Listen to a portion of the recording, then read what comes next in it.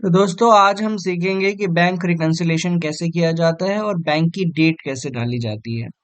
तो हम पूरी तरीके से सीखेंगे कि बैंक रिकन्सिलेशन कैसे करना है। तो सबसे पहले आपको क्या करना है, आप शॉर्टकट की अपना सकते हैं। जैसे कि शॉर्टकट की आप एन है इसमें मेन, तो आप एन दबा सकते हैं, वरना आप इस वाउचर पे जाके मैंने एन दबा दिया और यहाँ पे बैंक रिकन्सिलेशन का नीचे बैंक बी आ रहा है, तो आप बी दबा दीजिए या फिर आप उस पर जाके क्लिक कर दीजिए। तो मैं यहाँ से एन के साथ बी दबा देता हूँ और जो मेरा बैंक है वो एचडीएफसी बैंक का मुझे रिकन्सिलेशन करना है, तो मैं एचडीएफसी बैंक पे एंटर दबा देता हूँ।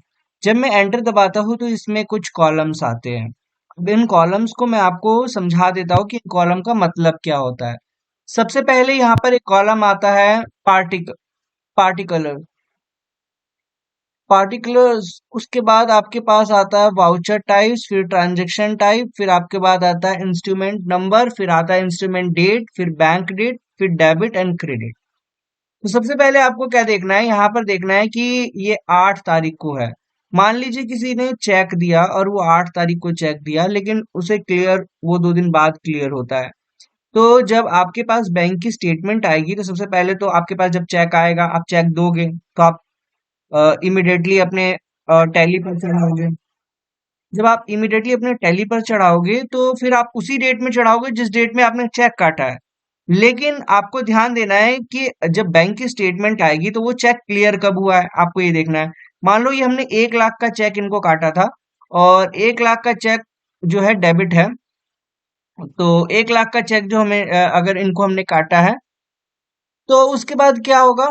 जब 1 लाख का चेक काटा है तो 1 लाख का जब हमने चेक काटा है तो वो 8 तारीख में कटा है।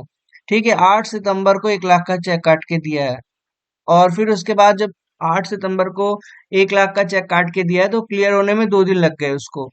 जब क्लियर होने में 2 दिन लग गए तो आप इससे जोड़ लीजिए सितंबर का कौन सा महीना होता है।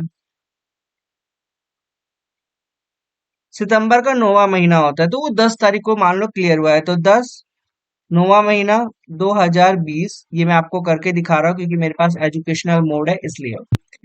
यहाँ से आप देख सकते हैं। फिर यहाँ पर जितना भी आपका जो भी है,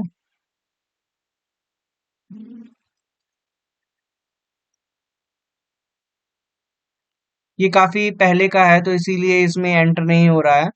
तो आपको जोन से डेट में आपका बैंक का डेट है, वो डेट बैंक का आप डाल दीजिए और जो बैंक में आप चेक कर लीजिए कि चेक आपने कब आपने इसका एंट्री पहले कर रखा है।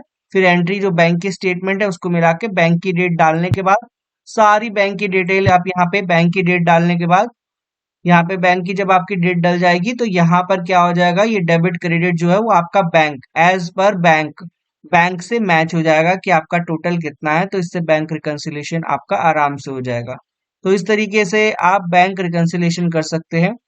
ठीक है, और बैंक अगर आपको मान लो कि अगर सेम ही डेट पर सभी डालना है कि आप बैंक की स्टेटमेंट की तरफ से कर रहे हैं कि बैंक की स्टेटमेंट आती है तभी आप चढ़ाते हो, जब आपको सारी चीजें सेम डालना है तो यहाँ पर आप ऑल्ट के साथ एस दबा दीजिए।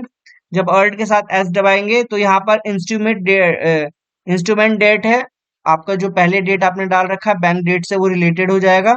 और यहाँ पर देखिए जब मैंने इंस्ट्रूमेंट डेट किया तो बैंक डेट डेट और इंस्ट्रूमेंट डेट दोनों बराबर आ गए।